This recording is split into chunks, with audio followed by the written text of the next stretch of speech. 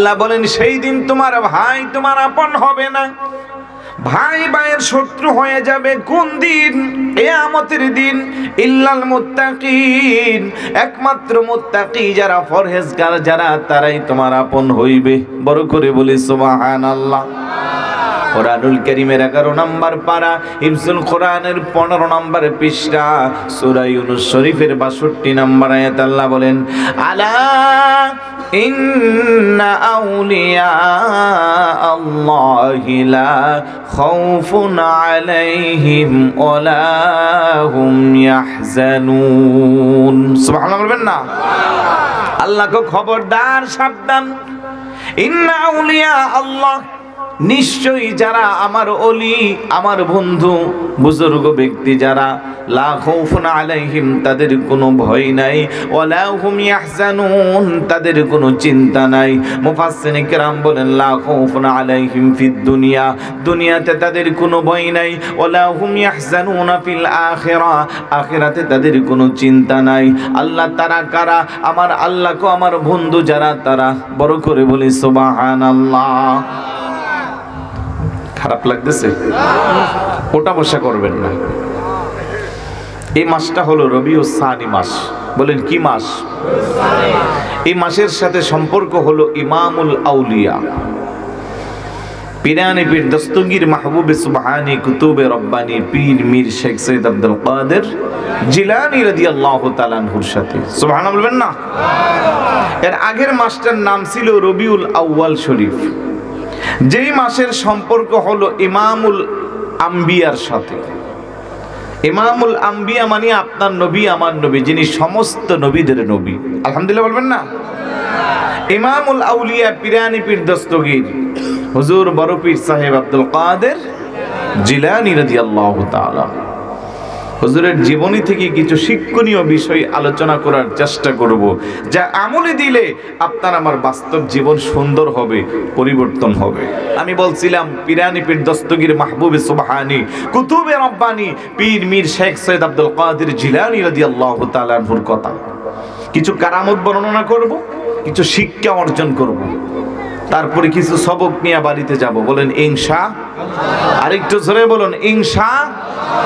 দেখেন, আমরা ওলি আল্লাহর মাজারে যাই, ওলি আল্লাহর গুণগান করি।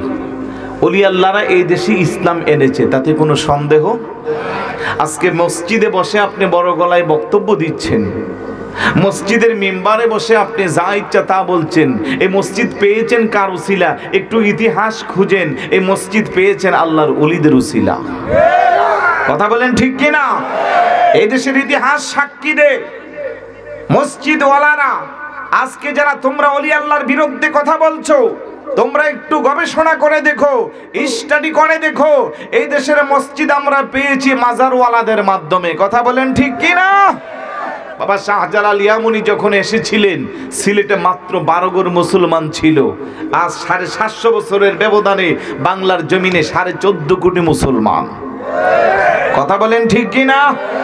প্রত্যেকটা হক্কানি রব্বানি ওলি আল্লাহর মাজারের পাশে মসজিদ আছে না নাই? আর একটু জোরে বলুন আছে না নাই? তাহলে মসজিদ পেয়েছি আমরা মাজারওয়ালাদের মাধ্যমে। তাদেরকে ছোট করে দেখার কোনো সুযোগ নাই, তাদেরকে হেয় করে দেখার কোনো সুযোগ নাই। যারা ওলি আল্লাহর সাথে বেয়াদবি করবে, আমার আল্লাহ বলে মান আদালি ওলিয়ান ফাকাদ আযানতুহু বিল হারবি, আমার ওলিদের সাথে যারা বিরুদ্ধচারণ করবে তাদের বিরুদ্ধে আমি যুদ্ধ ঘোষণা করে দিলাম। এই জন্য আমরা দেখতে পাচ্ছি যখনই যারা ওলি আল্লাহর সামনে বেয়াদবি করেছে, তাদের শেষ পরিণতি বেশি একটা আরেকটু জোরে বলুন বেশি একটা ভালো হয় না। হুজুর গাউসে পাক আব্দুল কাদের জিলানী রাদিয়াল্লাহু তাআলা উনি কেমন ওলি ছিলেন? সমস্ত ওলিদের ওলি, সমস্ত পীরদের পীর, যিনি আম্মা জানের গর্ভ থেকে ওলি হয়ে এসেছেন, যাকে বলা হয় মাদারজাত ওলি। বড় করে বলি সুবহানাল্লাহ। আল্লাহর ওলি 3 প্রকার। 1 নম্বরে ওলিয়ে ফিতরি, যিনি আম্মা জানের গর্ভ থেকে ওলি হয়ে আসেন, যাকে মাদারজাত ওলি বলা হয়। 2 নম্বরে ওলিয়ে ওয়াহবি, ওলিয়ে ওয়াহবি, অর্থাৎ কোন আল্লাহর নেক ওলি যদি চায় একটা নেক নজর দিয়া মুহূর্তের মধ্যে আরেকজনকে ওলি বানাইতে পারে। বড় করে বলি সুবহানাল্লাহ। হুজুর গাউসে পাক চোরা বেঠারে আব্দাল বানাইছে, মনে আছে না আপনাদের? মুরব্বী বাবারা তো অবশ্যই মনে আছে, আছে না? যুবকরা এগুলার খোঁজ খবর নাই, এগুলো এরা এখন ওদের এই টাইম নাই, ওরা এখন মোবাইলে ফেসবুকে যা পাতা নিয়ে আসছে। 3 নম্বরে ওলিয়ে কাসাবি, যারা কষ্ট করে রিয়াজত করে সাধনা করে ওলি হয় তাদেরকে বলা হয় ওলিয়ে কাসাবি। তাহলে 1 নম্বরে ওলিয়ে ফিতরি, হুজুর গাউসে পাক ছিলেন ওলিয়ে ফিতরি, আম্মা জানের গর্ভ থেকে ওলি হয়ে এসেছেন। রে মুসলমান, আপনি যেই পীরের মুরিদ হন না কেন, আপনার পীর যেই সিলসিলার হোক না কেন, কাদেরিয়া, চিশতিয়া, নকশবন্দিয়া, মুজাদ্দিদিয়া, যেই সিলসিলারই হোক না কেন, অবশ্যই প্রত্যেক সিলসিলার পীরদেরকে হুজুর গাউসে পাককে মানতে হয়। কথা বলেন ঠিক কি না? আমি বড় পীর, আমি এই সিলসিলার, আমি অনেক বড় অনেক কিছু, হুজুর গাউসে পাককে মানি না, আমি বলবো তোমার বেলায়েত ওই জায়গায় কাটা হয়ে গেল, আপনার আর কোনো ক্ষমতা পাওয়ার থাকবে না। কথা বলেন ঠিক কি না? ঠিক আছে, আপনার জন্য দোয়া রইল। মনোযোগ আসেনি? যে যেই পীরের মুরিদ হই না কেন, যেই তরিকা অনুসরণ করি না কেন, হুজুর গাউসে পাককে মানতে হবে। কথা বলেন ঠিক কি না? হুজুর গাউসে পাক কেমন বড় আল্লাহর ওলি ছিল। পৃথিবীতে যেদিন আসলেন সেদিন আসার পরেই রোজা রেখে দিয়েছে। সুবহানাল্লাহ বলবেন না? সাধারণত আমরা রোজা রাখি প্রাপ্তবয়স্ক হলে, সুস্থ থাকলে, মুকিম ব্যক্তি হইলে আমাদের উপরে রোজা ফরজ। কিন্তু হুজুর গাউসে পাক আব্দুল কাদের জিলানী রাদিয়াল্লাহু তাআলা কত বড় উচ্চ মাপের বেলায়েত প্রাপ্ত ছিল। যেদিন দুনিয়াতে আসলো ওই দিনই শরীয়তের উপরে আমল দিল। কেমন আমল? হুজুর যেদিন আসলো শাবানের 29 তারিখ দিবাগত রাত, যেটাকে সন্দেহের রাত বলা হয়, কারণ বাংলা বছর গণনা হয়, বাংলা মাস 30 দিনে যায়, ইংরেজি মাস কোনটা 29, কোনটা 31, 4 বছর পরে আবার একটা মাস হয় 28 দিনে। কথা কোন ঠিক কিনা? কিন্তু আরবি মাসের 30 দিনে যাবে কোনো গ্যারান্টি নাই। চাঁদ উঠলে 29-এ অনেক মাস হয়, না হয় 30 দিনে গণনা হয়। কথা বলেন ঠিক কিনা? এই জন্য আমার বাংলাদেশে ইসলামিক ফাউন্ডেশন কর্তৃক চাঁদ দেখা কমিটি প্রত্যেক জেলা উপজেলা রয়েছে।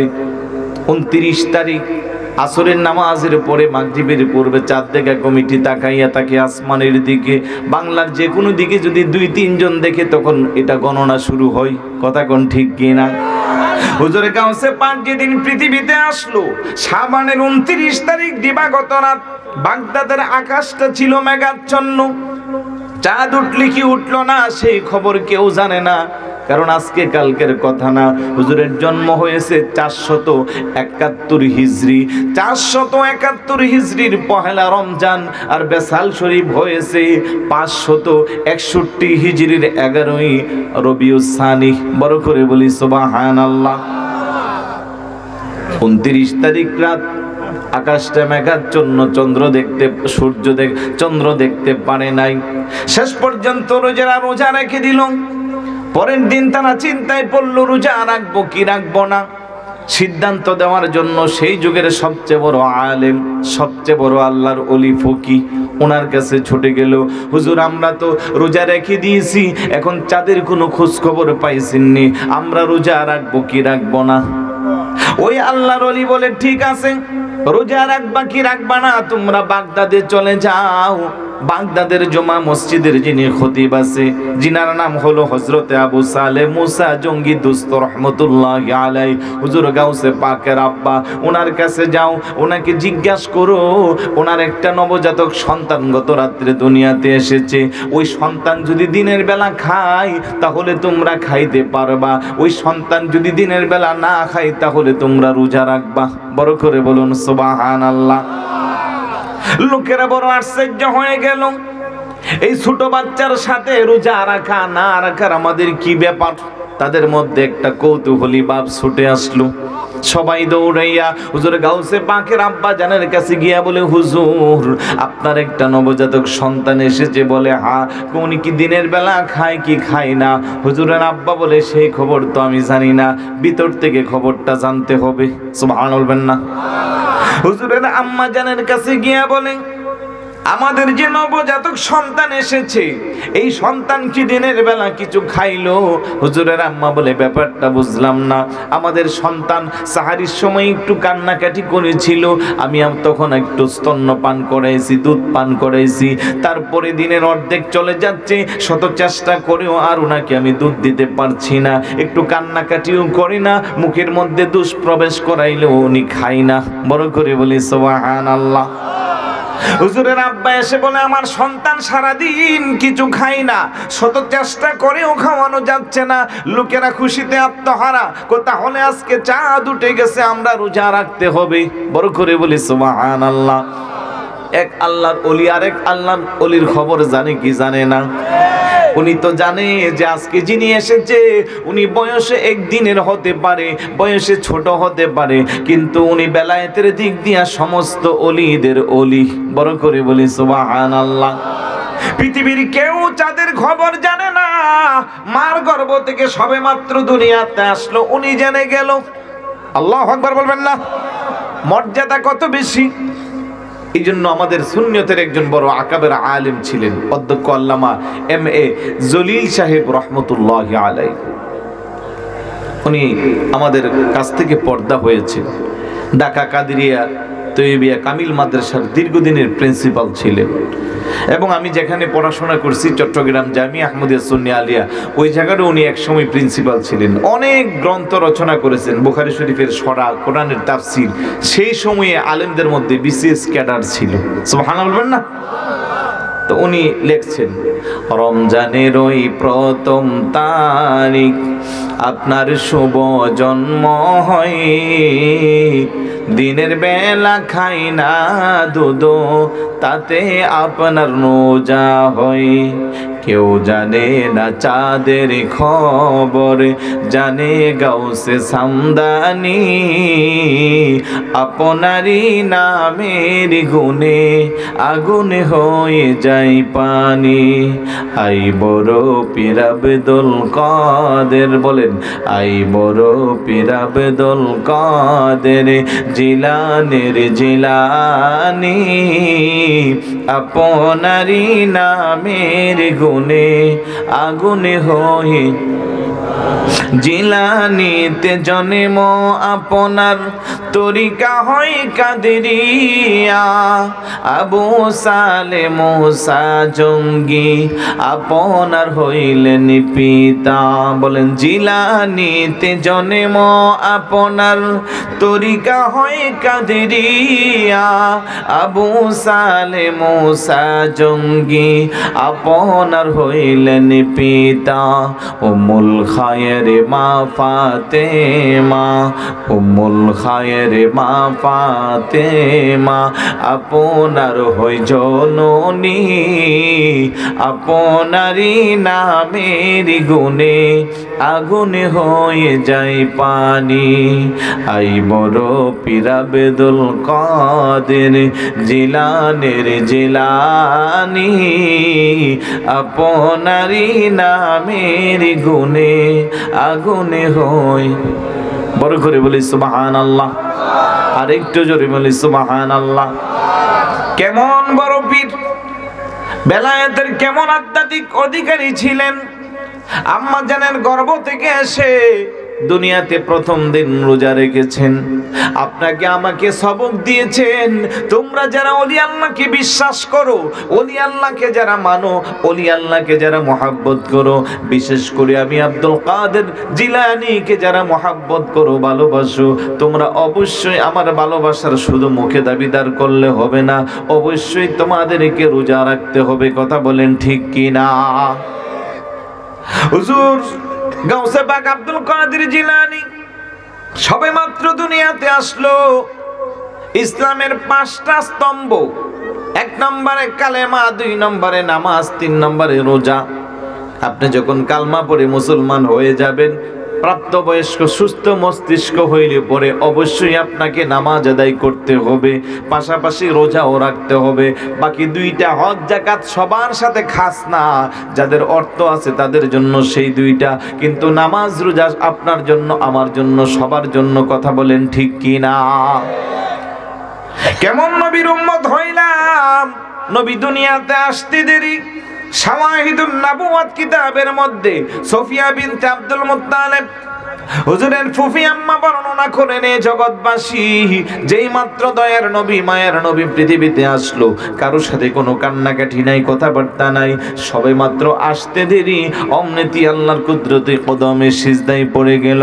আপনাকে আমাকে সবক দিল, উম্মত আমি রাসূলকে যদি তুমি বেশি মহাব্বত করো, তোমরা যদি আমাকে বেশি ভালোবাসো, আমি নবী দুনিয়াতে আসার পরে যেই কাজটা করলাম তোমরা করো। ইয়া রাসূলুল্লাহ আপনি কি করলেন? আমি দুনিয়াতে আসার পরে আল্লাহকে সিজদা দিয়েছি, তোমরা সিজদা দাও। কেমনে দিব? তোমাদেরকে সিজদা দেওয়ার জন্য একটা মাধ্যম পদ্ধতি রেখে দিয়েছি, সেই পদ্ধতি আর মাধ্যমের নাম হইল নামাজ। বড় করে বলুন সুবহানাল্লাহ। নামাজের দরকার আসেনি? আরেকটু জোরে। রোজা রাখা দরকার আসেনি?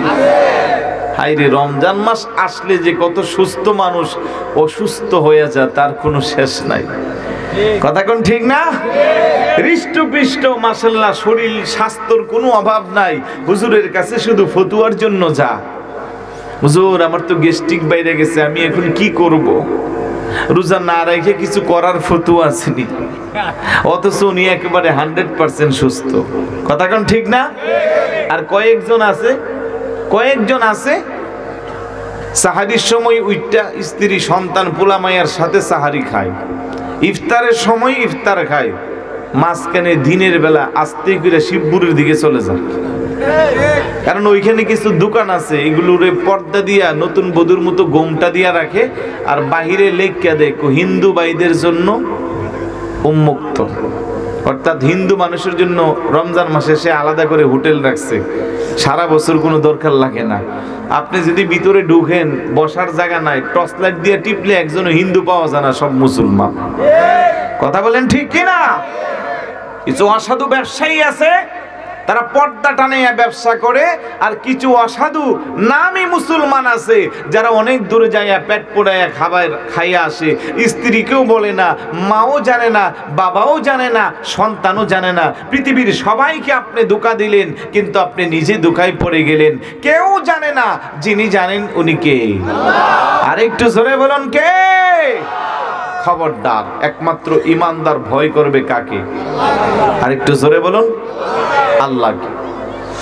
রোজা তো রাখি না, ইফতার মাহফিলের দাওয়াত দিলে সবার আগে চলে যায়। স্ত্রী কো ব্যাপার কি, আপনি রোজা রাখেন না, আবার ইফতার মাহফিলে প্রত্যেক দিন নতুন নতুন কাপড় পইরা যান। তুমি এগুলা বুঝবা না, রোজা রাখি না এটা এক অপরাধ, আবার ইফতার মাহফিলে যাবো না এটা আরেক অপরাধ। আছে না নাই? নিজে নিজে ফতুয়া বানা, ইফতার মাহফিলে না গেলে গুনাহ হইব, অন্তত রোজা রাখছি না কি হইছে, ইফতারটি খাইলে তো আল্লাহ এটা রুচিল্লা আমারে সওয়াব দিব। আসেনি এরকম স্বভাবের? আসেনি?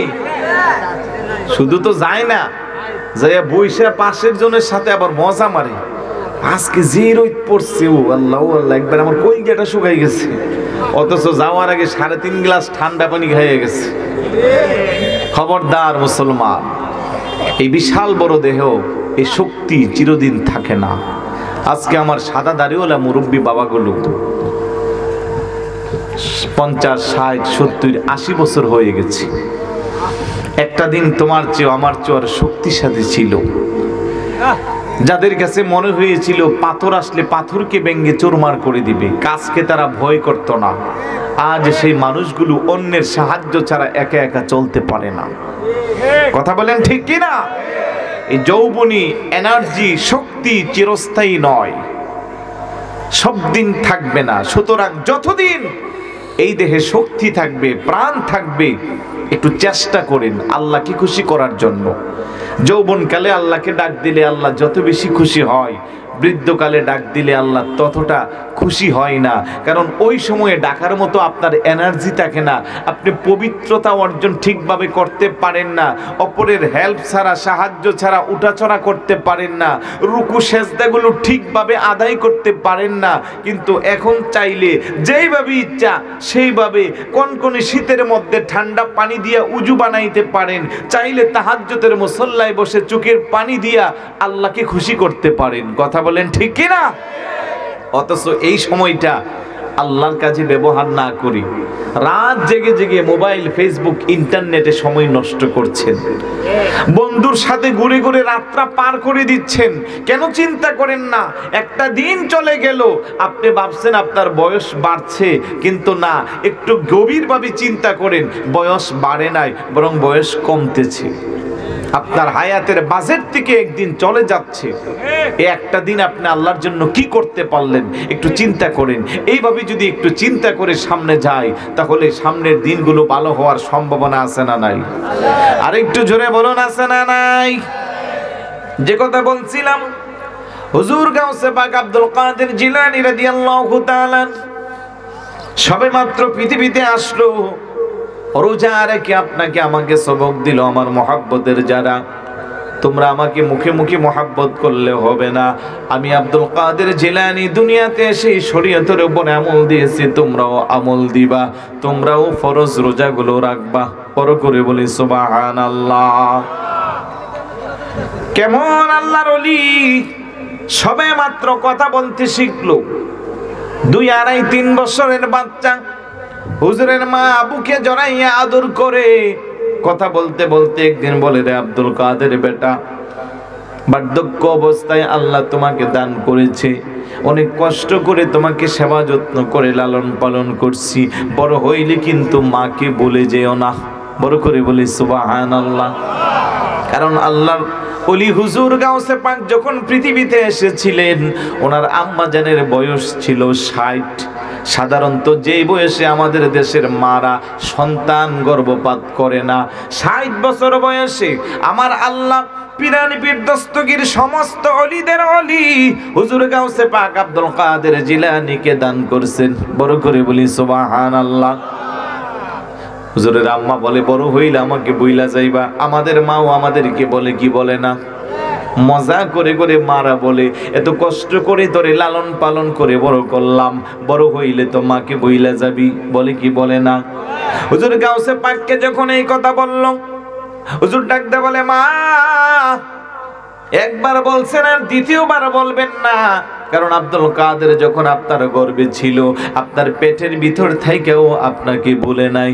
বড় করে বলি সুবহানাল্লাহ। হুজুরের মা বড় আশ্চর্য হয়ে গেল, ব্যাপার কি? আমার পেটের ভিতর থেকে আমাকে বলে নাই, ব্যাপারটা বুঝলাম না। ডাক দিয়ে বলে, বেটা আব্দুল কাদের, কি বুঝাইতে চাইলা, কথাটা বুঝলাম না।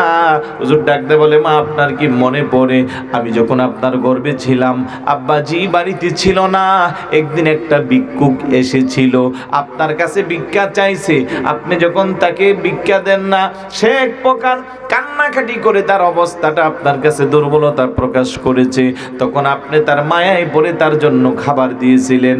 আর ওই মুহূর্তে সে নীরবতা পেয়ে শয়তানের অসহসতার মধ্যে এসেছিল, সে আপনার ইজ্জতের উপরে আঘাত দেওয়ার জন্য চেয়েছিল।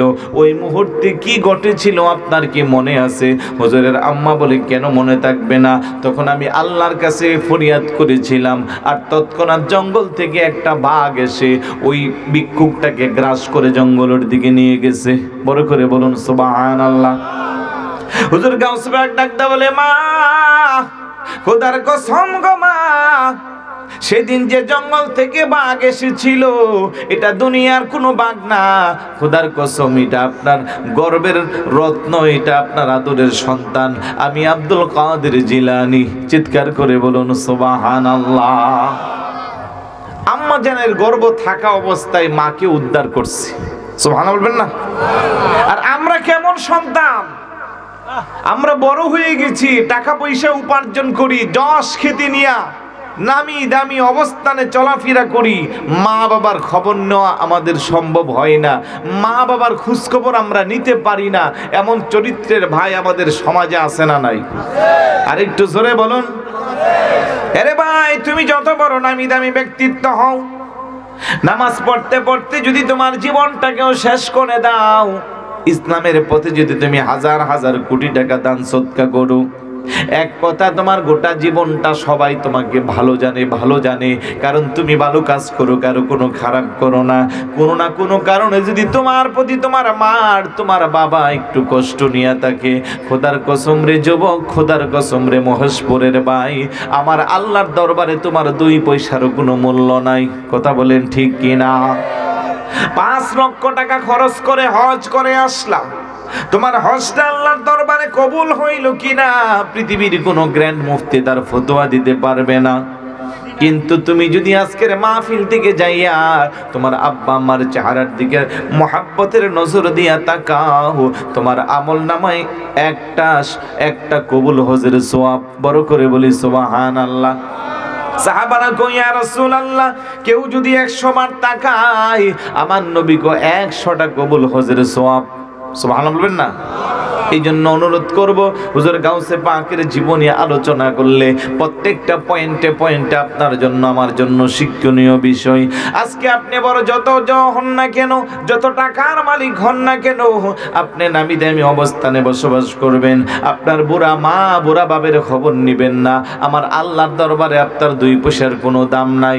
আরে ভাই, একটু চিন্তা করেন, আজকে আপনি লেখাপড়া করে ঢাকা শহরে নামি দামি ফ্ল্যাট বাসা নিয়ে থাকেন, ব্রাহ্মণবাড়িয়া শহরে ভালোবাসা নিয়ে থাকেন, একটি বারের জন্য চিন্তা করেন আপনার পড়াশোনার জন্য আপনার বাবা জীবনে কত কষ্ট করেছে, সেই খবর হয়তো আপনি জানেন না। আপনার পরীক্ষার ফর্ম ফিল আপের টাকা, রেজিস্ট্রেশনের টাকা দিতে যাই আপনার মা জীবনে কতদিন যে কত কষ্ট করে পার করছে তার কোনো হিসাব নাই।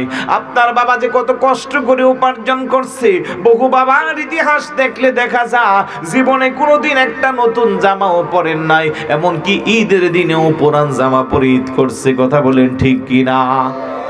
বহু মা আছেন যারা জীবনে পেট পোড়াইয়া খাবার খাইতে পারেন নাই, বেশিরভাগই রাতে দিনে না খায়া সময়টা পার করছে।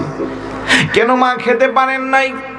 যৌথ পরিবার ছিল, একসাথে 15-20 জনের রান্না, মহিলারা কষ্ট করে রান্না করে কিন্তু খাবারের বেলা সবার পরে খায়, পুরুষ লোক সবাই খাওয়ার পরে অনেক সময় মেহমান আসে, সবার খানা পিনার পরে পাতিলির নিচে থাকলে কিছু খায়, না থাকলে কই এমনিতেই এটা শিরা খাইয়া পার করাইয়া দেয়, এখন আর নতুন করে রান্না করা ঝামেলা।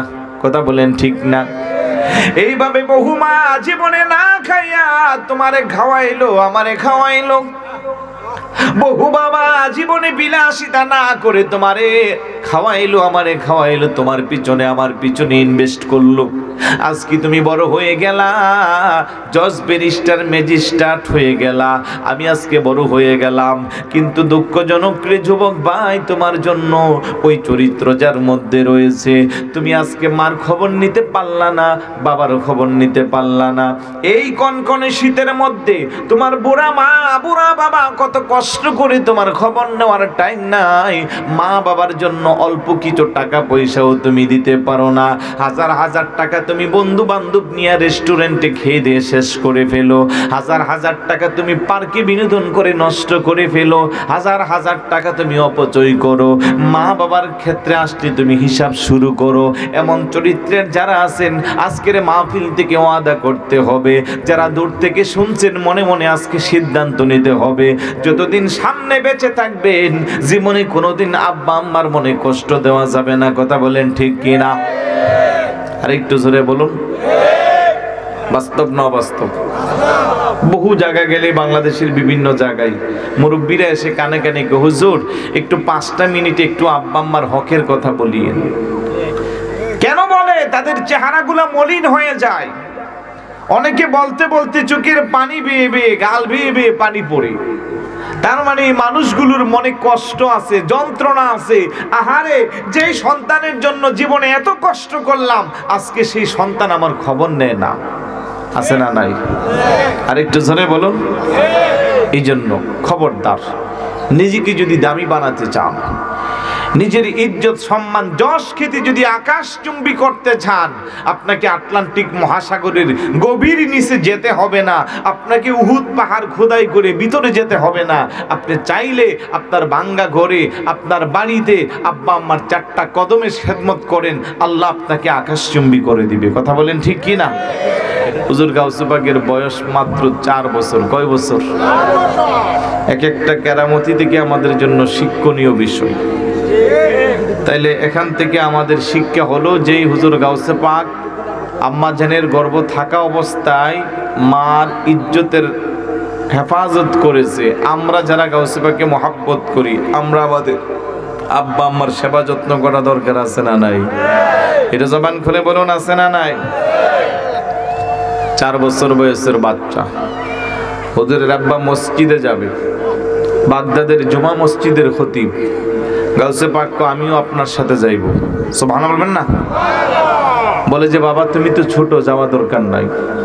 না আমি যাবই যাব, কারণ ছোট বাচ্চাদের একটা অভ্যাস আছে, দেখবেন আপনি কোথাও ভালো কোনো প্রোগ্রামে, ভালো কোনো কাজে বের হবেন, দেখবেন যে সে আপনার পাঞ্জাবির পিছনে ধরে রাখছে।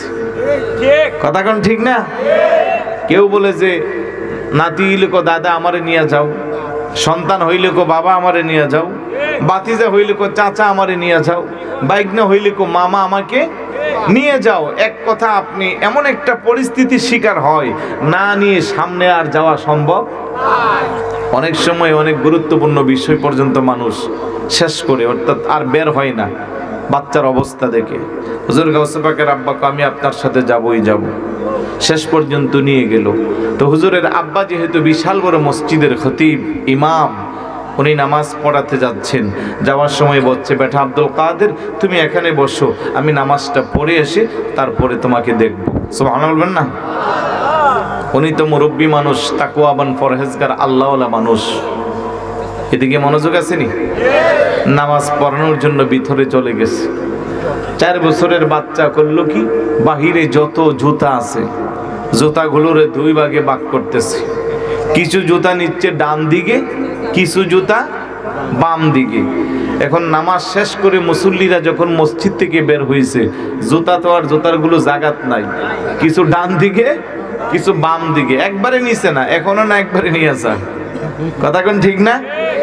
এখন তো নতুন জুতা নিয়ে মসজিদে নামাজ পড়তে গেলে অনেকের নামাজ কতটুকুন হয় জানি না, কারণ একেবারে জুতারে নিজের সামনে সেজদার জায়গা বক্সের মধ্যে রাখে, তারপরেও সালাম ফিরে বহু জুতা পায় না। ওইদিন কোথায় জানে এক মসজিদে দেখলাম নোটিশ দিয়ে রাখছে যে আপনারা মেহরবানি করে জুতা 2 বক্সে রাখেন, তার মানে একটা জুতা এখানে আরেকটা রাখেন ওইখানে, তারপরেও নাকি নিয়ে আসেন। কারণ চোরা বেটা তো আপনি ঢোকার সময় আপনারে পাহারা দেয়, আপনি কোথায় রাখছেন। আচ্ছা মসজিদে যে জুতা চুরি করার জন্য ঢুকে, সে কি চোর সেজে ঢুকে না মুসল্লি সেজে? আরেকটু জোরে বলুন না, কি সাজ্জা? একটু চিন্তা করুন তো, পৃথিবীর সবচেয়ে পবিত্র জায়গা মসজিদ, আর এই মসজিদে চুরি করার জন্য, তাও কোনো ভালো জিনিস না, জুতা। জুতা যত দামি হোক না কেন, এটার অবস্থান কোথায়? পায়ের নিচে, বলেন না? আপনি যদি বলেন যে আমি হুজুর 2 লক্ষ টাকা দিয়া সিঙ্গাপুর থেকে জুতাগুলো আনছি, তার অবস্থান কোথায়? আর যদি বিটগড় বাজার থেকে 60 টাকা দিয়ে একটা পাতলা টুপি আনে, এটার অবস্থান মাথায়। আর চুরি করলেও তো ভালো জিনিস করলেন না, জুতার মতো একটা পায়ের নিচে থাকে, ওই জিনিসটারে চুরি করার জন্য মসজিদে যা, তার চেয়ে নিকৃষ্ট চোর আর হইতে পারে না। কথা বলেন ঠিক কিনা? হুজুর গাউসে পাকের আব্বা জুতাগুলো আলাদা করলো, লোকেরা বের হয়ে চেঁচামেচি করতেছে, জুতা রাখলাম এখানে কে নিল? 2-1 যারা পরে ঢুকছে তারা তো দেখছে, তারা একজন আরেকজনকে কই জুতা আর কেউ নিবে না, জুতার কে নিছে? জুতা তো আছে, হুজুরের ছেলে, আমাদের ইমাম সাহেব হুজুরের ছেলে একটা নিয়ে আসছে না, হলো এটারে দেখলাম জুতা কতটি ডান দিকে নেই, কতটি বাম দিকে নেই। এখন তো ইমাম সাহেব হুজুর বাইরেছে পরে, যে যেরকম পারে মানে খুব মেজাজ দেখাচ্ছে, আপনি আমাদেরকে ভালো কথা বলেন, আমাদেরকে বুঝান, আর আপনি একটা বাচ্চা নিয়ে আসছেন মসজিদে, জুতাগুলো এলোমেলো করে আমাদের 12টা বাজাইছে। এখন সহজ সরল মানুষ কিন্তু রাগ করলে একটু বেশি রাগই করে ফেলে। কথা কোন ঠিক না? উনি তো তাকওয়াবান আল্লাহওয়ালা বুজুর্গ মানুষ। রাগশাক কি জিনিস নাই, যার জীবনী পড়লে দেখা যায় একটা ফল খাওয়ার পরে ঘটনা জানেননি? জানেননি? বলবো নাকি? কারণ নতুন ইয়ং জেনারেশন, ওদের একটু জানা দরকার আছে নি। আবু সালেম ওস্তাদ জঙ্গি দুস্ত রহমতুল্লাহি আলাইহি যৌবনকালে ছোট মানুষ, নদীর পাড়ে কাজ করতে করতে হঠাৎ করে নদী দিয়ে একটা ফল ভেসে যাচ্ছে। আপেল ধরেন, আপেল, বা ধরেন বর্তমান সময়ে যদি হইতো পেয়ারা, না হইতো আপনার বরুই, আমাদের দেশের ভাষা যেগুলো পাওয়া যায়। আপেল একটা খেয়ে ফেলছে, খাওয়ার পরে এবার মাথায় ঢুকলো, হায় রে আমি কার গাছের এই ফল খাইলাম। অথচ শরীয়তের মাসালা হলো নদী দিয়ে ভেসে গেলে আপনি খাইতে পারবেন, কারণ এটা তো পচে নষ্ট হয়ে অপচয় হইব। তার মানে আপনি খাইলে যিনি এটার মালিক উনি সওয়াব পাইব, এটা তেমন কোনো খারাপ জিনিস না। এখন উনি এটা খাওয়ার পরে ওনার মাথা নষ্ট, আমি কার জিনিস খাইলাম। কারণ আল্লাহ তো আল্লাহর হক মাফ করে দে, বান্দার হক তো আল্লাহ মাফ করে না। আল্লাহু আকবার বলবেন না? অনেকক্ষণ পরে ওনার মাথায় চিন্তা আসছে যে নিশ্চয়ই এই গাছের যিনি মালিক, ওনার গাছটা বোধহয় নদীর পাড়ে হবে, না হয় নদীতে বেশে বেশে আসছি কি করে। এবার নদীর পাড় দিয়া উনি হাঁটা শুরু করছে।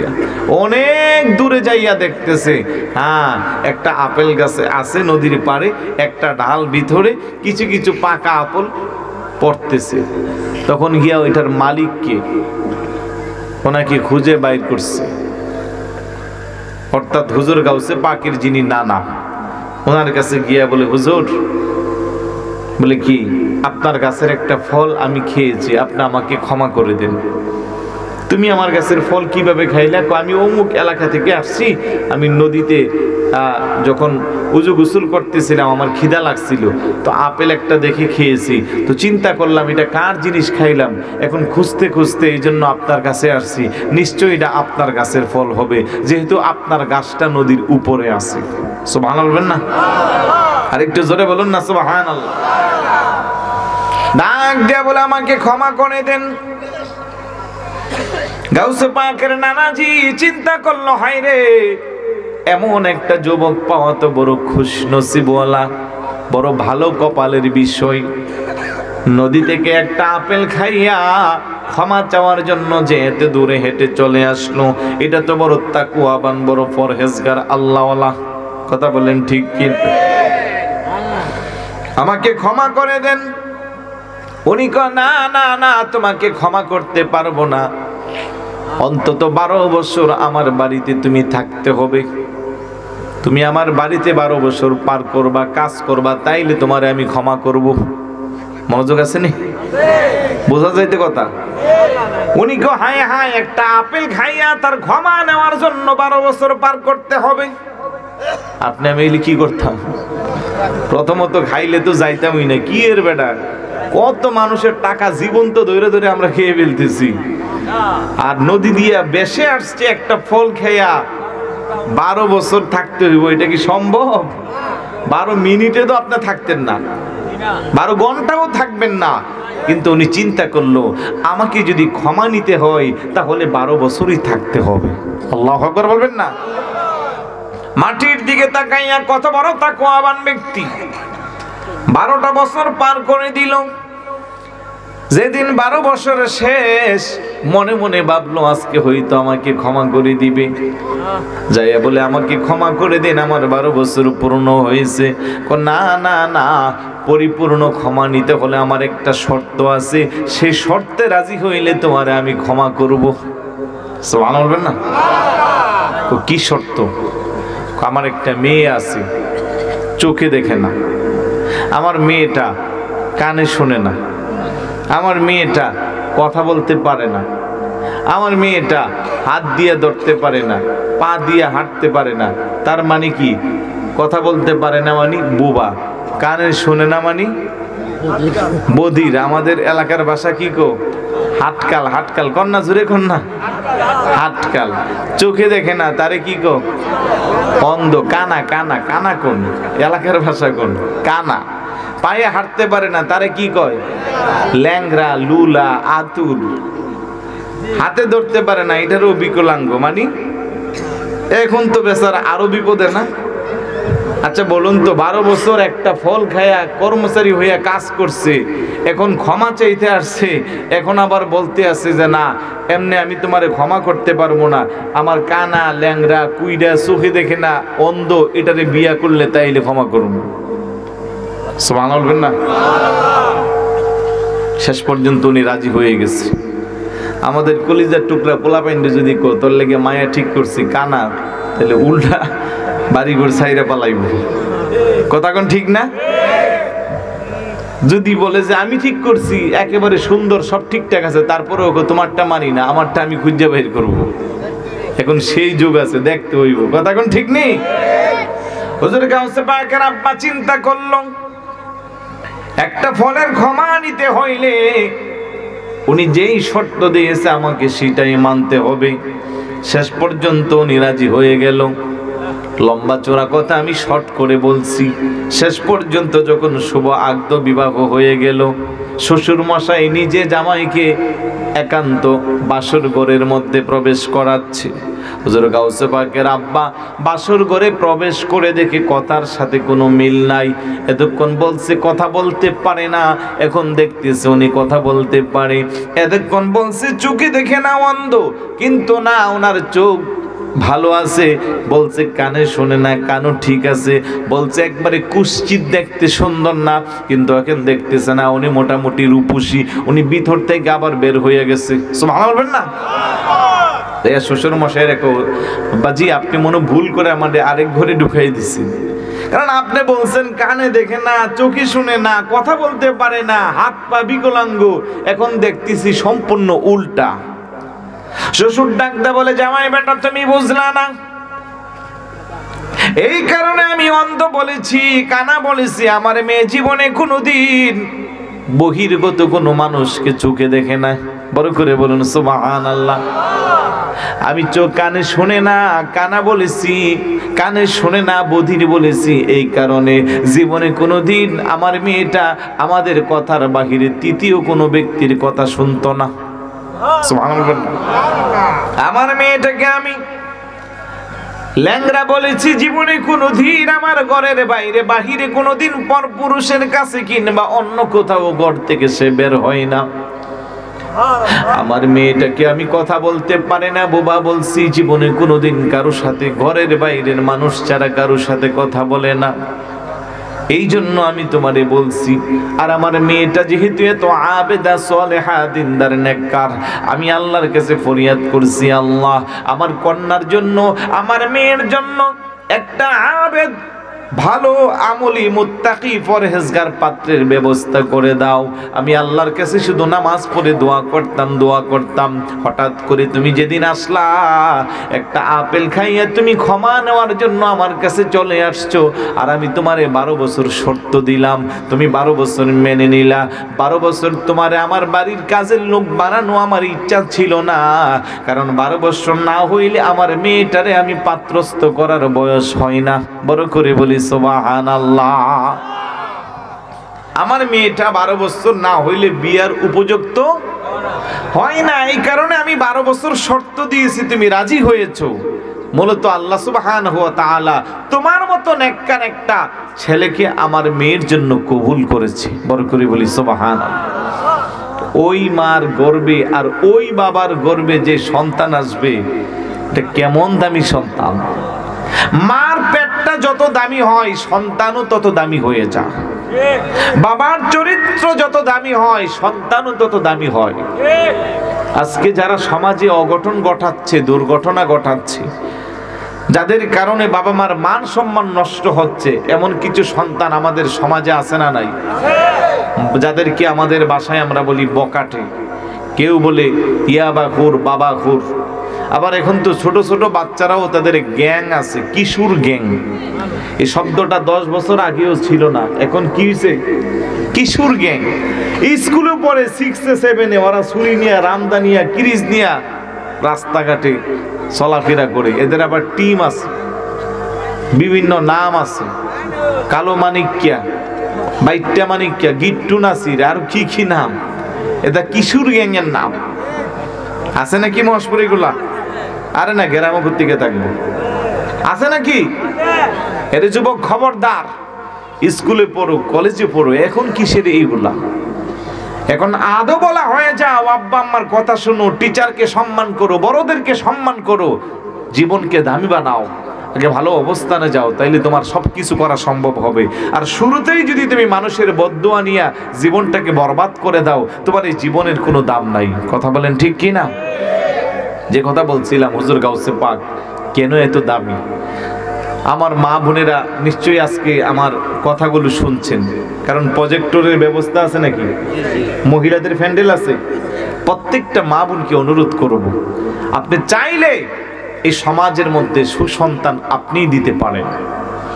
মা যদি পর্দানিশীন হয়, মা যদি আল্লাহওয়ালা হয়, গর্ভে সন্তান আসার পরে প্রত্যেকটা মা যদি 5 ওয়াক্ত নামাজ আদায় করে, রমজানের ফরজ রোজাগুলো রাখে, নামাজ পড়া যেমন ফরজ, পর্দা করা যেমন ফরজ, পাশাপাশি যদি ওনারা ভালো করে পর্দা করে, ঠিক একইভাবে নামাজের মতো ফরজের গুরুত্ব দিয়া শ্বশুর শাশুড়ি স্বামীর যদি সেবা যত্ন করে, আর যদি বেশি বেশি করে কোরআন তেলাওয়াত করে, দুরূদ শরীফ পাঠ করে, তাহাজ্জুদের নামাজ আদায় করে, ওই মার গর্ভের সন্তান কখনো সন্ত্রাস জঙ্গি হতে পারে। গাউসে পাকের আম্মা জানের জীবনীতে দেখা যায়, জীবনে কোনোদিন চুলের শীতির মধ্যে সূর্যের আলো লাগে নাই। সুবহানাল্লাহ বলবেন না? আমাদের মারা সে পর্দা করে, আহারে হায় হায় হায়, সারা বাজারে গিয়ে জুড়ে, মুরব্বী বলতে আছে সারে বাজারে যাইয়া ঘুরে। খারাপ লাগতেছে আপনাদের? একটু দেখেন না মা, কারণ প্রত্যেকটা মা বোনকে আমি সম্মান করি, কারণ তারা আমাদের মায়ের জাতি। স্বামী কষ্ট করে বিদেশ থেকে টাকা পাঠায়, স্বামীকে মাস শেষে 30,000, 40,000, 20,000 টাকার হিসাব দে, পাই টু পাই এমন ভাবে হিসাব দে যেন উনি 2 টাকাও নষ্ট। তোমার সংসার, তোমার মা, তোমার বাবা, তোমার সন্তান, তাদের পিছনেই আমার সব শেষ। স্বামীও কষ্ট করে পাথর কেটে কেটে টাকা উপার্জন করে, মাস শেষ হইলে 1 তারিখের জায়গা যেন 5 তারিখ না যায়, চেষ্টা করে 1 তারিখের মধ্যেই টাকাটা স্ত্রীর হাতে পৌঁছায় দিতে। কারণ এত কষ্ট করে টাকা উপার্জন করে উদ্দেশ্য একটা, মা বাবা স্ত্রী সন্তান সবাই যেন একটু ভালো থাকে, ভালো অবস্থানে থাকতে পারে। আমার বোনটা কি করে, স্বামীরে ফাঁকি দিয়া যে 5,000 টাকা বেশি আনে, ওই টাকাটা নিয়ে টাকাটা পাঠাচ্ছে, এখনো হাতে আসে নাই, তখনই বিজ্ঞর বাজার চলে যায়। কথা কোন ঠিক না? ব্রাহ্মণবাড়িয়া নামি দামি মার্কেটে চলে যা, নবীনগর চলে যা, ঢাকা চলে যা, ইচ্ছা মতো শপিং মলে ঘোরাঘুরি করে, যাওয়ার সময় তো আবার নাই, পর্দা নাই, বোরখাও নাই, নিজের রূপ লাবণ্য যতটুকু না আছে আরো বেশি আপনার মেকআপ বক্স, কি বক্স, আরো বেশি করে এগুলো লাগাইয়া তারপরে ইচ্ছা মতো সেজে সুজে শপিং মলে যাইয়া ঘুরে। আর দোকানদার যেগুলো কসমেটিকের দোকানে চাকরি করে, এটির মুখের মধ্যে মনে হয় যেন কাঁচা মধু ডাইলা দিছে। যাওয়ার পরে আপু ভালো আছেন, অনেকদিন পরে আসছেন, হাই হাই, বসেন বসেন, কিছু নিতে হইবে না, ঠান্ডা খাইবেন না কফি খাইবেন? তো লগেরটা আরেকটু ফিন মারে, এখন তো শীত আর ঠান্ডা দরকার নাই, একটা কফি নিয়ে আসো ভালো থেকে, তাড়াতাড়ি করে নিয়ে আসে। আপুরে কিছু নিলে নেবেন, না নিলে নাই, আপনি যে এতদিন পরে আইছেন এটাই আমার জন্য সৌভাগ্য। কথা কোন ঠিক না? এমন ভাবে মিলাইয়া দে, ম্যাডাম তো খুশি, হাই রে আমারে তো সম্মান, আমি আসতে দেরি, চেয়ার টাইনা দিল বসার জন্য, তারপরে কফি নিয়ে আসছে, বাচ্চা টাচ্চা কেমন আছে, ভাই কেমন আছে, টাকা টোকা পাঠাইছে নি? তো এখনো টাকা আমার হাতে আসে নাই, তবে টাকা পাঠাইছে। না সমস্যা নাই, আজকে নিতে পারেন নাই তো কি হচ্ছে, আরেকদিন আসবেন আর কি। তো আসতে করে লাস্টে আরেকটা আচ্ছা ইন্ডিয়ার থেকে যেন গত সপ্তাহ 6 জোড়া চুড়ি আনছিলাম, সবগুলো শেষ। তো লগের টাকা না 1 জোড়া আছে। আপু আপনার ভাগ্য ভালো, নতুন চুড়িটা আসছে, মাশাআল্লাহ দেখতে অনেক সুন্দর, আপনার তো গায়ের রং ফর্সা, মাশাআল্লাহ দিলে খুব ভালো লাগবে। আস্তে করে একটা বক্স থেকে বাইর করে, আপু নিতে হইব না, আর টাকা না থাকলে পরে টাকা দিবেন আর কি, আপনি তো আমাদের পরিচিত কাস্টমার, আপনার সাথে কি টাকা পয়সা নিয়ে কথা আছে, একটু লাগাইয়া দেখেন তো কেমন লাগে। তা আমার বোনটা চুরিটারে হাতে নিয়ে পড়ার জন্য চেষ্টা করে, নিজে নিজে পড়তে পারে না। দোকানদার ছেলেটাকে ডোন্ট মাইন্ড, কিছু মনে করবেন না, আস্তে করে আমার বোনের হাতটা ধরে সে মুচুর দিয়ে চুরিটাকে বোনের হাতে পড়াই, বাহ বড় চমৎকার লাগছে। কিন্তু আমার বোনটা জানে না, খোদার কসম, তার এই হাতের মধ্যে যে দোকানদার 8% একটা ছেলে হাত দিল, তার হাত যে হাতে লাগলো, এই হাত কখনো আল্লাহর জান্নাত যাবে না। কথা বলেন ঠিক কিনা? এই চরিত্রের মহিলা আমাদের সমাজে আছে না নাই? আর একটু জোরে বলুন। আপনার এই হাতে, আপনার এই শরীরে একমাত্র টাচ করার অধিকার আপনার স্বামীর। সেখানে কি করে একটা দোকানদার ছেলে আপনাকে ইচ্ছা মতো আপনার প্রশংসা করে, আপনার মন জয় করে, আপনার হাতে হাত দিয়ে সে চুরি পরাইয়া দিবে আর আপনি জান্নাতে যাইবেন? সম্ভব না। এই জন্য অনুরোধ করব, স্বামীর কষ্টের টাকাকে কাজে লাগান। কিসের এত রূপ বাহাদুরি? আপনার যত সৌন্দর্য আছে স্বামীকে দেখান। কই, আপনার স্বামী আসলে তো আপনি একদিনও ভালো করে স্বামীকে দেখানোর জন্য মেকআপ বক্স দিয়ে সাজেন না। স্বামীর পাঠানো মেকআপ বক্স দিয়ে সাইজে আপনি সারাক্ষণ মার্কেটে ঘুরেন। যেখানে আপনি সাজলে ইবাদত হবে, আল্লাহর রহমত নাজিল হবে, সেই জায়গা আপনি করলেন না, আরেক জায়গা করলেন, গুনার গাঠুরি মাথায় নিলেন। এমন চরিত্রের মা বোন যারা আছে, আল্লাহ যেন তাদেরকে দামি করে দেয়। বলুন আমিন। আরেকটু জোরে বলুন আমিন। খারাপ বলছি? বাস্তব না? কিছু পুরুষ লোক আছে আবার অসৎ চরিত্র, নিজের ঘরে স্ত্রী সন্তান থাকার পরেও পর নারীর দিকে নজর দেয়। আছে না নাই? আমাদের এলাকার ভাষায় তাদেরকে কি বলে বলেন না? আরে আপনারাই বলেন না, আমি তো এলাকায় থাকি না, বুঝলে গেছি আর কি। কি বলে? লুচ্চা বলে। ছি ছি ছি, আপনি কেমন পুরুষ? আপনার ঘরে আপনার সুন্দরী রূপসী স্ত্রী আছে, কমলমতি বাচ্চাগুলো আছে, আপনি স্ত্রীকে রেখে বাচ্চাগুলোকে রেখে আরেকটা মেয়ের সাথে অবৈধ রিলেশন করছেন। আপনার কি একটু ভয় নাই? আপনার অন্তরে কি একটু দয়া মায়া নাই? এমন চরিত্রের পুরুষ আছে না নাই? কারণ মহিলারা বলবে যে শুধু আমাদেরকে হুজুর ধুলাই করতেছে, ওদের কথা কিছু বলতেছে না। উনি যেহেতু পুরুষ, এই জন্য পুরুষের পক্ষে। আমি বলবো না বোন, আমি হক কথাটা বলবো। আমার যেই বোনটা তার জীবনকে বদলায়া ইসলামের অনুশাসন মেনে চলবে, তার হেফাজতের দায়িত্ব আমার আল্লাহর কাছে থাকবে। কথা বলেন ঠিক কি না? আমার যেই ভাইটা তার চরিত্রকে ঠিক রাখবে, রাসূল বলে দুটো জিনিসের গ্যারান্টি তোমরা আমাকে দাও, আমিও তোমাদেরকে জান্নাতের গ্যারান্টি দিব। মা বাইনার রিজলাইহি ও মা বাইনাল লিহিয়াইহি, দুই ঠোঁটের মাঝখানের জায়গা অর্থাৎ জিহ্বা, জিহ্বাকে তুমি সংযত করো, দুই রানের মাঝখানের জায়গা লজ্জাস্থানকে তুমি হেফাজত করো, তোমার জান্নাতের দায়িত্ব আমি রাসূল নিব। বড় করে বলি সুবহানাল্লাহ। আজ সমাজে যতগুলো অপরাধ হচ্ছে দুই জায়গা দিয়া, হয়তো জবান দিয়ে একজনের সাথে আরেকজন গীবত, মিথ্যা, পরশ্রীকাতরতা, মারামারি, কাটাকাটি লাগা দিচ্ছি, না হয় নিজের চরিত্রকে নষ্ট করছি। তাই এই মাহফিলে আসার উদ্দেশ্য এই নয় যে রাত জেগে যাওয়ার সময় বিরানির পোটলা নিয়ে বাড়িতে ফিরবো। উদ্দেশ্য হতে হবে যে উলামায়ে কেরামের জবানের কথাগুলো বাস্তব জীবনে আমলে দিয়ে নিজের চরিত্রকে সংশোধন করব। পারবেন? বলেন ইনশাআল্লাহ। আরেকটু জোরে বলুন সবাই, বলেন না ইনশাআল্লাহ। ঘুম চলে আসছে? ওগো মনে প্যারা নবী, তুমি সৃষ্টির সবই, তুমি মাহবুবে খোদা শাহেদো জাহান, তুমি মাহবুবে খোদা শাহেদো জাহান, আমার ঈমান, আমার দ্বীন, আমার জান, আমারি। সবাই জবান খুলে বলেন, ওগো মনে প্যারা নবী, তুমি সৃষ্টির সবই, তুমি মাহবুবে খোদা শাহেদো জাহান, তুমি মাহবুবে খোদা শাহেদো জাহান, আমার ঈমান, আমার দ্বীন, আমার জান, আমারি।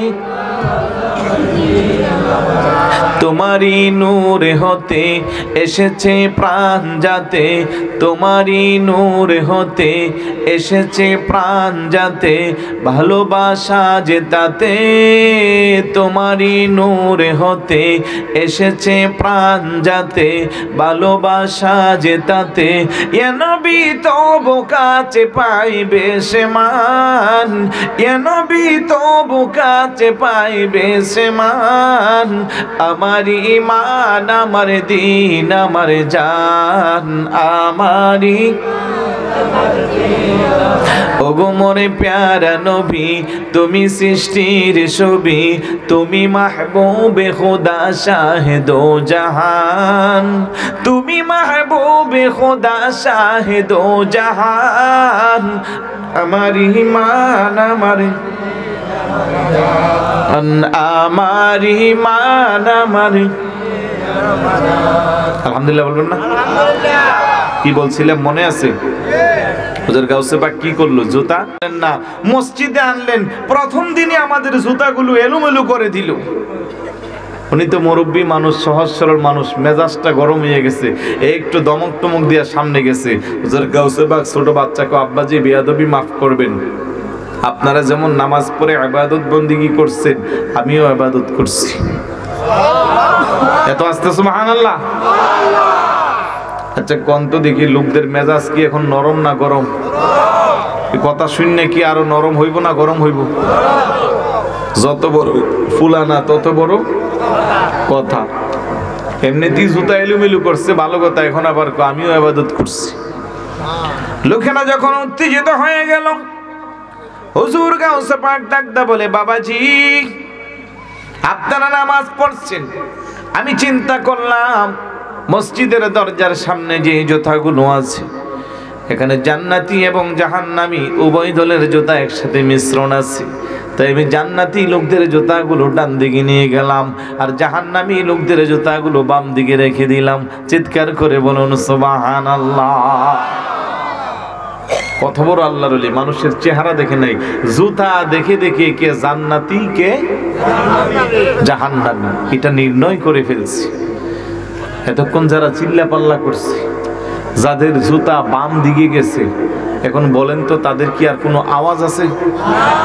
কারণ যে কাজটা করি না করি, আমি এলাকার সবচেয়ে সাধু সেজে আছি, একেবারে পাগড়ি জুব্বা টুব্বা লাগাইয়া বড় আল্লামা আছি, কিন্তু সুদের টাকা দিয়া বাড়ি বানাইছি, বুশের টাকা দিয়া বিল্ডিং উঠাইছি, ব্যাংক ব্যালেন্স করছি, উপরে খুব ভালো সাজি, ব্যবসা করি, সিন্ডিকেট করে করে মানুষকে 250 টাকা দামের কেজি পেঁয়াজ খাওয়াইছি, এই খবর তো আমি না জানি।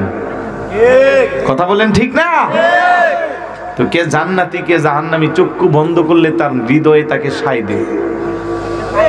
কারণ সামাজিক ভাবে আল্লাহ পাক আপনাকে আমাকে মর্যাদা দিয়ে রাখছে, আমার পাপগুলো মানুষের সামনে স্পষ্ট করে দিচ্ছে না, আপনার পাপগুলোকে আল্লাহ গোপন রাখছে। কিন্তু আপনি আমি এমন কিছু অপরাধ এমন কিছু পাপ করেছি যে পাপগুলো আল্লাহ যদি মানুষের সামনে স্পষ্ট করে দিত, এই সমাজে আপনি আমি মুখ দেখাতে পারতাম না। কথা বলেন ঠিক না?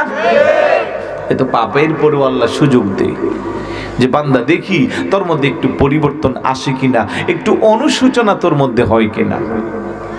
এই জন্য যে আল্লাহ এত বড় দয়াবান, এত বড় মেহেরবান, সে আল্লাহর কাছে ক্ষমা চাওয়া দরকার আছে না নাই? আর একটু জোরে বলুন আছে না নাই? হুজুর গাউসে বাগ চিন্তায় যখন এই কথা বললো, হুজুরের আব্বা চুপচাপ দাঁড়িয়ে আছে। লোকেরা এতক্ষণ যারা চিল্লা পাল্লা করছে, বাম দিকে যাদের জুতা গেছে, ওরা কোনো জুতার দরকার নাই, মান সম্মান সামলাই। কথা কোন ঠিক না? কারণ এখন 5000 টাকা দামের জুতা হইলো আওয়াজ নাই, আস্তে আস্তে পাশ কাটতে পালাইতেছে, কারণ বাম দিক থেকে জুতা আনবে আর মানুষ বলবে যে সে জাহান্নামী। আল্লাহু আকবার বলবেন না? কত বড় আল্লাহর ওলি ছিলেন। মক্তবে নিয়ে গেছে ইমাম সাহেবের কাছে পড়ানোর জন্য। ইমাম সাহেব সবক দিয়ে আলিফ বা তা আউযুবিল্লাহ বিসমিল্লাহ। হুজুর গাউসে পাক আর একটু সামনের দিকে যান, প্রথম পারা দ্বিতীয় পারা যাইতে যাইতে 18 পারা শেষ, এরপরে আমারে সবক দেন। হুজুর কইটা তো আশ্চর্য কথা, আমি আম্মা জানের গর্ভ থেকে 18 পারা মুখস্থ করেছি। আমার আম্মা 18 পারার কোরআনে হাফেজা ছিল। উনি আমাকে গর্ভে রেখে সারাক্ষণ এগুলো দৈনিক তেলাওয়াত করত, আমি পেটের ভিতর থেকে এগুলো মুখস্থ করেছি। মা বাপ আমলি হইলে সন্তানের উপরে কেমন তাসির পড়ে দেখেন। আপনি যদি আমলি হন, আপনার সন্তানটা যদি বড় আলেম, পীর, মুফতি, মাওলানা নাও হতে পারে, লেখাপড়া যদি নাও করে, তারপরেও এটা কোনো বকাটে সন্তান হবে না, এটা নেক সন্তান হবে। আজকাল তো মা বাবাকে বৃদ্ধাশ্রমে পাঠিয়ে দিচ্ছে। এমন নেককার সন্তান থাকলে মা বাবাকে বৃদ্ধাশ্রমে যেতে হবে না, মা বাবার কদমকে তার কাঁধে নিয়ে ইজ্জত আর সম্মানের সাথে সেবা করবে। যে অনুরোধ করবো, নিজেরা একটু পরিবর্তন হয়ে যান। খারাপ লাগতেছে? ভুলে ভুলে জীবনটা শেষ হয়ে গেল। ক্ষণস্থায়ী পৃথিবী দুনিয়া নিয়ে পাগল হয়ে গেলাম। একটু যদি ভুল শুধরানোর চেষ্টা করতাম, যতই পাপ করি, গুনাহ করি, আল্লাহ কিন্তু আপনাকে আমাকে সুযোগ দিচ্ছে।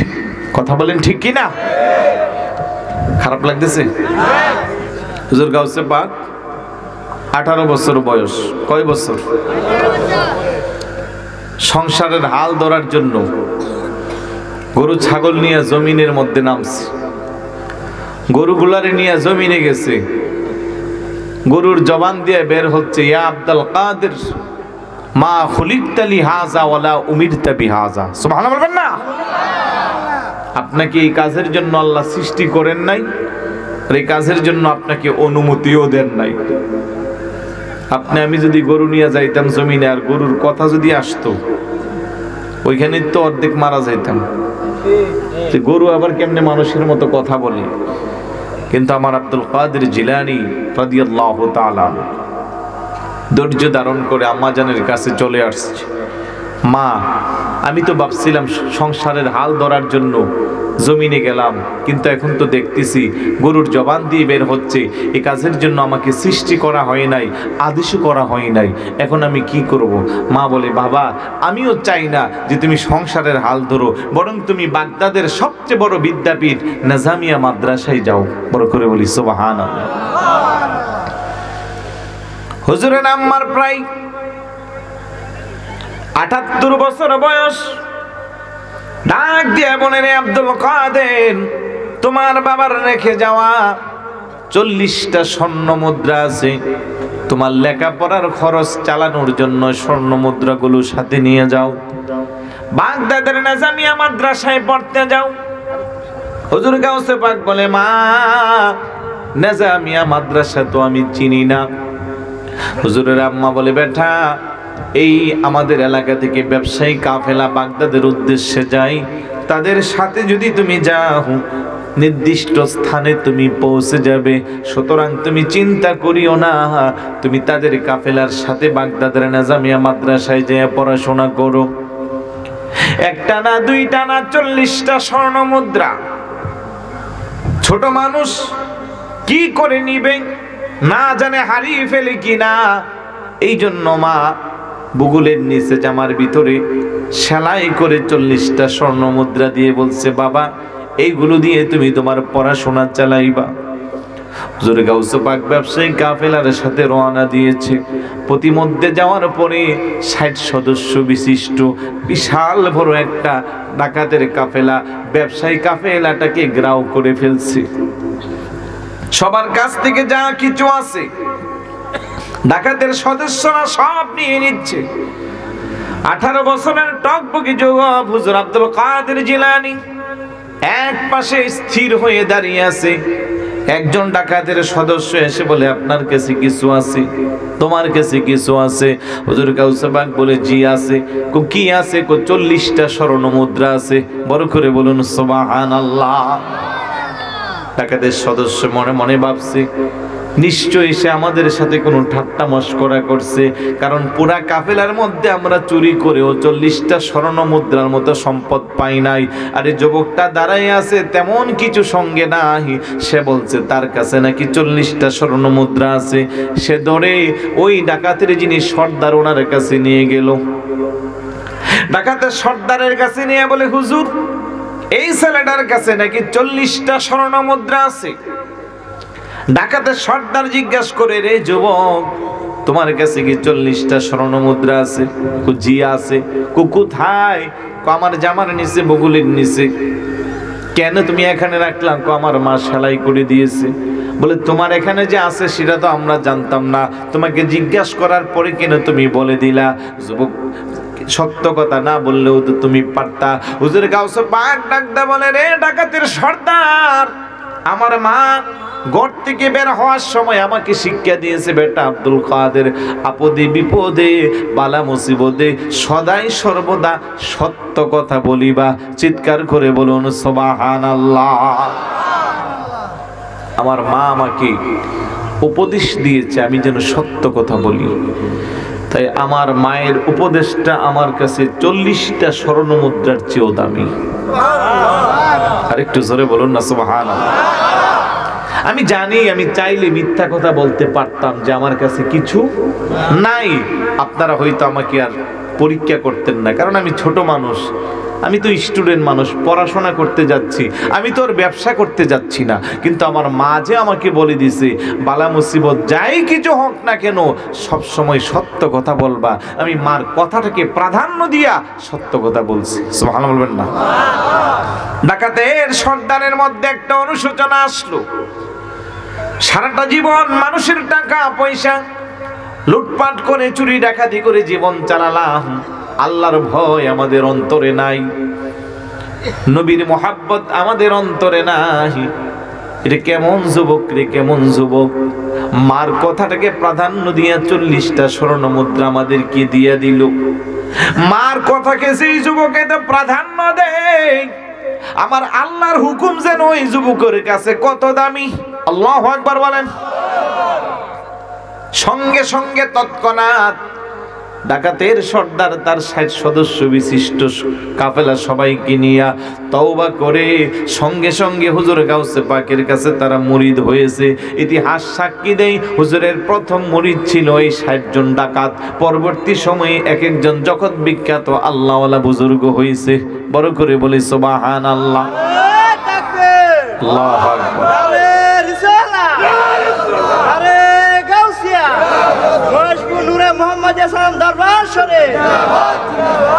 আমার মহেশপুরের বাইরা বাবারা, আপনার আমার মধ্যে আল্লাহর ভয় নাই, রাসূলের মোহাব্বত নাই। এই দুনিয়াতে একবার আসছি, আর আসবো কিনা গ্যারান্টি নাই। এই জন্য অনেকে মনে করছে দুনিয়াটা মস্ত বড়, খাও দাও ফুর্তি করো। বড় করে বলি নাউজুবিল্লাহ।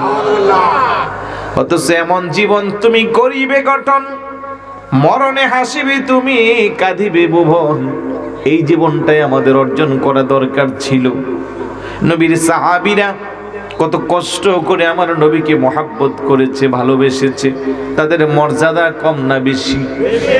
আরেকটু জোরে বলুন।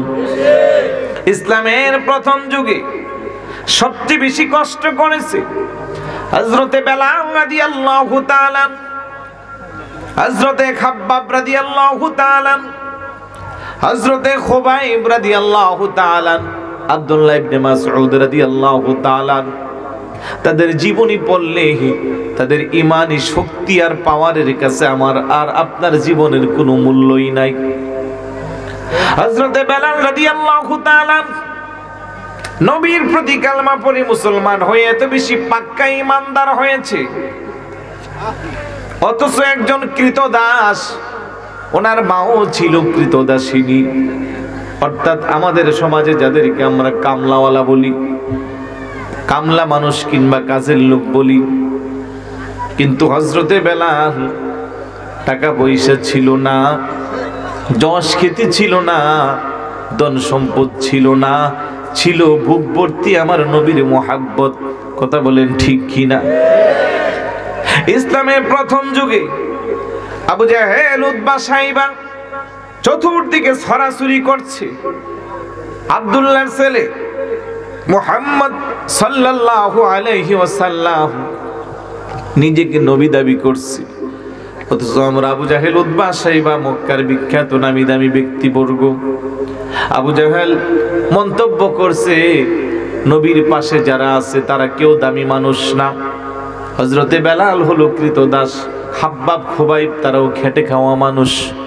এই ধরনের মন্তব্য যখন করছে নবীর কানে আসছে, আমার আল্লাহ সঙ্গে সঙ্গে আয়াত নাজিল করছে, ওয়ালা তাতুরুদিল্লাযীনা ইয়াদউনা রাব্বাহুম বিল গাদাত ওয়াল আশিয়্যি ইউরিদুনা ওয়াজহা। হাবিব, এই মানুষগুলো তাদের সম্পর্কে বিরূপ মন্তব্য করছে, আপনি মনে কষ্ট নেবেন না। ওই সামাজিক দৃষ্টিকোণ থেকে মানুষগুলোর দাম তাদের কাছে কম হইতে পারে, কিন্তু আমি আল্লাহর কাছে তাদের মর্যাদা অনেক বেশি। আমি আল্লাহ তাদের প্রতি খুশি আর রাজি। চিৎকার করে বলুন সুবহানাল্লাহ। এই জন্য বলবো, কাউকে ছোট করে দেখবেন না। আপনি পয়সাওয়ালা, টাকাওয়ালা, আপনি এলাকার নামি দামি ব্যক্তিবর্গ, রিক্সা চালা, ঠেলা গাড়ি চালা, ভ্যান গাড়ি চালা, ওই লোকটাকেও ছোট করে দেখার কোনো সুযোগ নাই। এমনও হইতে পারে আমার আল্লাহর দরবারে আপনার চেয়েও আমার চেয়েও ওই লোকটার মর্যাদা বেশি। কথা বলেন ঠিক কি না? আল্লাহ বলে, আমি তোর টাকা চাই না, পয়সা চাই না, রূপ লাবণ্য চাই না। ইন্না আকরামাকুম ইনদাল্লাহি আতকাকুম। আমি চাই তোর মধ্যে তাকওয়া কত বেশি আছে। যার তাকওয়া যত বেশি, আমি আল্লাহর নিকট তার মর্যাদা তত বেশি। সুবহানাল্লাহ বলবেন না? হযরতে বেলাল একজন কৃতদাস হইয়া আমার নবীকে কত বেশি মহব্বত করছে, ভালোবাসছে। ইসলামের প্রথম মুয়াজ্জিন, খানায়ে কাবা, মক্কা যখন বিজয় হলো, খানায়ে কাবার ছাদে উঠে আজান দিয়েছে। আজানের ভাষাগুলো একটু অস্পষ্ট ছিল। সাহাবারা বলছে, ইয়া রাসূলুল্লাহ, বেলালকে বাদ দিয়ে কি আর একজন মুয়াজ্জিন নিয়োগ দেওয়া যায় না? আমার নবী গো, তোমরা জানো না আমার বেলাল আজান না দিলে আরশ আজিমে ফেরেশতাদের সকাল হয় না। ও বেলাল, কেন আপনার এই মর্যাদা? ইতিহাস সাক্ষী দেয়, নবীর উপরে কালমা পড়ে মুসলমান হওয়ার কারণে আরবের বিখ্যাত নামি দামি কাফেররা মক্কার মরুভূমির মধ্যে হাত পা চারটার মধ্যে রশি দিয়া বাইদা উত্তপ্ত গরম বালুর মধ্যে শোয়ায়া বুকের মধ্যে বিশাল বড় পাথর দিয়া চাপা দিছে। ওই পাথরের উপরে কয়েকজনকে উঠাইয়া দিছে আর বলছে, তোমরা লাফালাফি করো, এইভাবেই তার জীবনটা বের হয়ে যাবে। চাবুক নিয়ে সমস্ত শরীরের মধ্যে চাবুক মারছে, পাথরের উপরে উঠে লাফাচ্ছে। যার যত শক্তি আছে সমস্ত শক্তি প্রয়োগ করে হযরতে বেলালের সমস্ত শরীরের মধ্যে অত্যাচার, নির্যাতন। একটা সময় মনে মনে ভাবছি, এই বেলাল বোধ হয় আর আমাদের মাঝে নাই। তবে যাবার আগে একটু পরীক্ষা করা দরকার, এখনো তার দেহে প্রাণ আছে না নাই। জিহ্বার কাছে কানটা লাগাইয়া দিছে, রে বেলাল, এত মায়ের তোরে মারা হইল, এখনো হাত পা চারটাতে রশি দিয়া বাঁধা, বিশাল বড় পাথর তোর বুকের মধ্যে চাপা দেওয়া হইল। ওই পাথরের উপরে আবার মানুষ উঠাইয়া দিলাম লাফালাফি করার জন্য, এখনো বুঝি তোর শাস্তি হইল না। একটু পরীক্ষা করার জন্য আস্তে করে বেলালের মুখের কাছে তাদের কানটা লাগাইয়া দিল। তারা মনে মনে ভাবছে হযরতে বেলাল আর বেঁচে নাই, কিন্তু তখনও জবান থেকে আওয়াজ আসে, আহাদ আহাদ, আল্লাহ এক, আল্লাহ এক। চিৎকার করে বলুন সুবহানাল্লাহ। আরে আমার ভাইয়েরা, বাবারা, শুধু তাই না, বিশাল বড় পাহাড়ের মধ্যে উঠাইয়া হাত পা চারটার মধ্যে রশি দিয়া বেঁধে উপর থেকে গড়াগড়ি দিয়া নিচে ফেলে দিয়েছে। মনে মনে ভাবছে, বিষাক্ত কাঁটার আঘাতে সমস্ত শরীরটা রক্তে রঞ্জিত হয়ে যাবে। হয়তো হযরতে বেলাল আর প্রাণে বেঁচে থাকবে না। শুধু তাই না, অত্যাচারের কেমন স্টিম রোলার চালাচ্ছে, হাত পা চারটার মধ্যে রশি দিয়া বাইদা, উট কিংবা ঘোড়ার লেজের মধ্যে রশিটা বাইদা দ্রুত বেগে ঘোড়াকে ছাড়াইছে। আর হযরতে বেলাল রাদিয়াল্লাহু তাআলা আনহু মাটির সাথে খামাগুড়ি খাচ্ছে, সমস্ত শরীরের চামড়াগুলো ছিলে গেছে, বিষাক্ত কাঁটার আঘাতে সমস্ত শরীরটা রক্ত রঞ্জিত হয়েছে। তারপরেও নবীর মোহাব্বত অন্তর থেকে সরে নাই। চিৎকার করে বলুন সুবহানাল্লাহ। কালো হাবিশি বেলাল ভালোবাসলো নূরে নবীকে, ও কালো হাবিশি বেলাল ভালোবাসলো নূরে নবীকে, ও ইসলামের প্রথম মুয়াজ্জিন, ইসলামের প্রথম মুয়াজ্জিন বানাইলেন রাব্বানা। মদিনা মদিনা আশিক মুমিনের ঠিকানা, বলেন মদিনা আশিক মুমিনের ঠিকানা। দিদারে চেয়ে কাঁদো তোমরা, দিদারে চেয়ে কাঁদো তোমরা, হও না নবীর দেওয়ানা। মদিনা মদিনা নবীর শ্রেষ্ঠ সাহাবী হযরত আবু বকর সিদ্দিকী, সুবহানাল্লাহ বলবেন না? বলেন নবীর শ্রেষ্ঠ সাহাবী আবু বকর সিদ্দিকী, ভালোবেসে শুইল পাশে, ভালোবেসে শুইল পাশে, যায়া দেখো মদিনা মদিনা মদিনা আশিক মুমিনের ঠিকানা, বলেন মদিনা আশিক মুমিনের ঠিক। দিদারে চেয়ে কাঁদো তোমরা, দিদারে চেয়ে কাঁদো তোমরা, হও না নবীর দেওয়ানা। মদিনা মদিনা আশিক মুমিনের ঠিকানা।